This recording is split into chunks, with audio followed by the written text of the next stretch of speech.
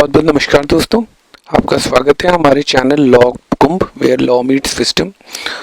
जैसा कि आप लोगों को पता है कि हम लोग ने एक सीरीज शुरू की है इलेक्ट्रिसिटी लॉज पे, और हमारा पहला लेक्चर भी हमारे चैनल पे अपलोड हो चुका है।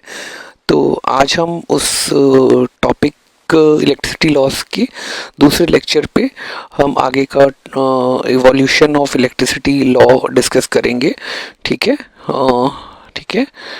Silent feature of electricity act 2003, जो कि अभी लेटेस्ट एक्ट है जो गवर्न कर रहा है इलेक्ट्रिसिटी इन इंडिया। ठीक है, तो इवोल्यूशन कैसे हुआ इलेक्ट्रिसिटी लॉस का? शुरुआत में आया था इलेक्ट्रिसिटी एक्ट 1887। ये फर्स्ट लॉ था जो safety of person and property के बारे में डिस्कस करता था। फिर आया इंडियन इलेक्ट्रिसिटी एक्ट 1903। ये पहला अटेम्प्ट था टू रेगुलेट द सेक्टर। ठीक है, फिर नेक्स्ट लॉ आया इलेक्ट्रिसिटी एक्ट 1910। इसमें licensing, bulk supply and safety framework के बारे में डिस्कशन था। फिर लॉ आया after independence electricity supply act 1948। इसने एक इवोल्यूशन किया क्रिएशन ऑफ एसईबी यानी state electricity board and central electricity authority. Grid system को इंट्रोड्यूस किया गया। हम आगे डिस्कस करेंगे कि ग्रिड सिस्टम क्या होता है। फिर ERC एक्ट हुआ यानी इलेक्ट्रिसिटी रेगुलेटरी कमीशन एक्ट 1998। ठीक है, रेगुलेटरी कमीशन के का इनकॉर्पोरेशन हुआ। फिर जो फाइनल लॉ जो आया आज की तारीख में इलेक्ट्रिसिटी एक्ट 2003, इस एक्ट ने कॉम्प्रिहेंसिव रिफॉर्म बताया इस इंडस्ट्री में, और लिबरलाइजेशन मतलब प्राइवेट सेक्टर को भी इस इलेक्ट्रिसिटी जनरेट करने, डिस्ट्रीब्यूशन करने के लिए इनवाइट किया गया as per the electricity act 2003।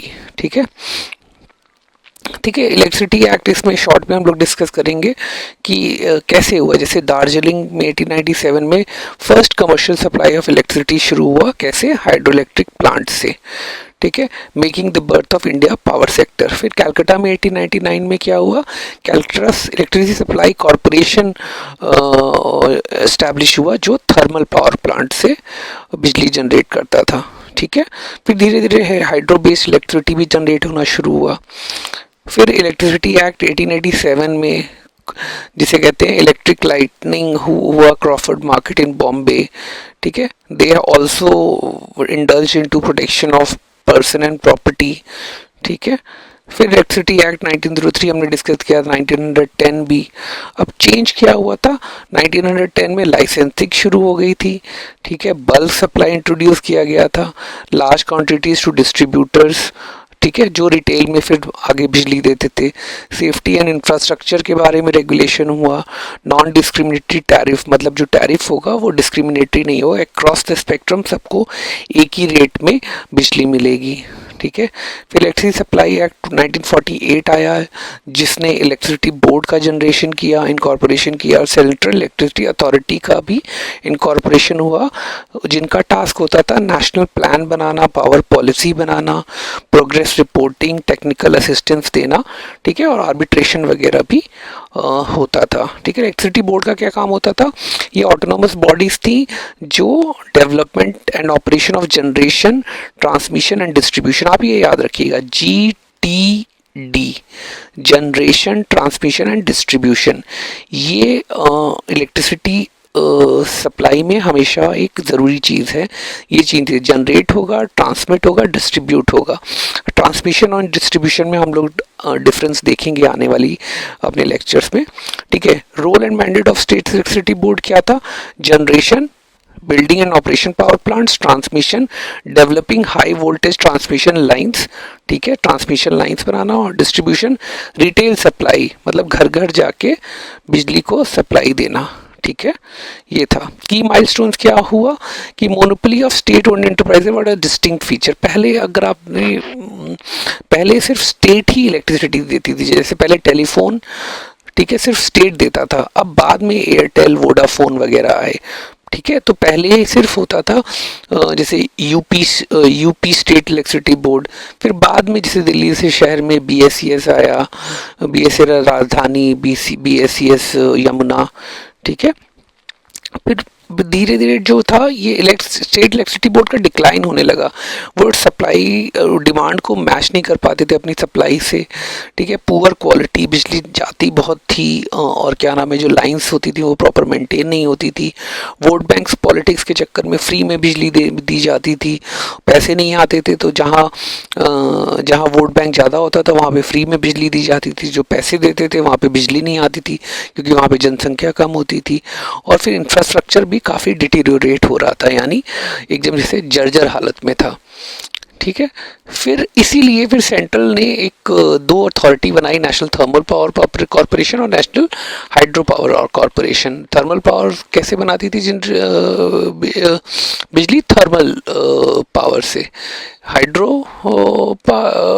Electric power corporation कैसे हाइड्रो पोटेंशियल को पानी से बिजली बनाती थी, जल बिजली योजना, ठीक है। ये मल्टीपल स्टेट्स में रहता था।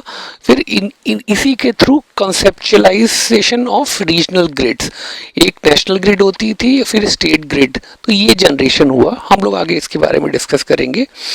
SEB's capacity to pay the cost of generation to central public utilities could not be bring cushion to the sector, है ना। ये मतलब जो स्टेट इलेक्ट्रिसिटी बोर्ड जो सेंट्रल पब्लिक अथॉरिटी को जो भी पैसे देते थे वो इस सेक्टर को बहुत ज़्यादा मैच्योर नहीं कर पाया, बहुत ज़्यादा लुक्रेटिव नहीं कर पाया, ठीक है। आगे हम देखेंगे कि कैसे इस सेक्टर को प्रॉब्लम्स आई और उसे प्रॉब्लम्स को रिमूव करने के लिए क्या एंडेवर लिया गया। फिर आया लिबरलाइजेशन, जैसे 1992 में भारत में लिबरलाइजेशन आया, लेकिन इलेक्ट्रिसिटी एक्ट 2003 में ही आया था। तो प्राइवेटाइजेशन का भी कॉन्सेप्ट जनरेट हुआ कि इंडिपेंडेंट पावर प्रोड्यूसर्स, आप इसको शॉर्ट फॉर्म याद रखिएगा, IPPs, ठीक है। Under the new economic policy the government decided to open generation aspect to private participation, ठीक है।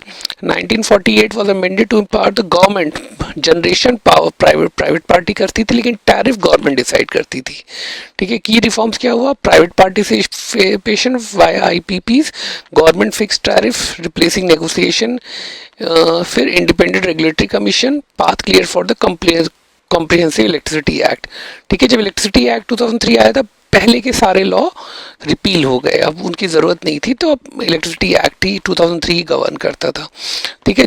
तो 2003 एक्ट था वो कॉम्प्रिहेंसिव रिफॉर्म था, ठीक है। 1903 फर्स्ट रेगुलेशन, ठीक है, ये हमने पहले डिस्कस किया। 1887 में सेफ्टी फोकस था।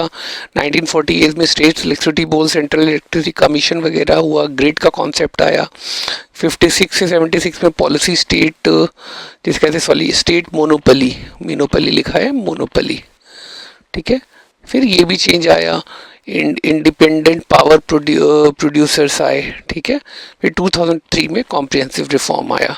की टेक अवेज क्या है, सेफ्टी टू रेगुलेशन शुरुआत में, स्टेट लेड डेवलपमेंट 1948 एक्ट में, crisis and central intervention, NTPC और NHPC का जनरेशन हुआ, इनकॉर्पोरेशन हुआ। फिर जो लिबरलाइजेशन हुआ उसने इलेक्ट्रिसिटी एक्ट 2003 को भारत में इनैक्ट हुआ, ठीक है।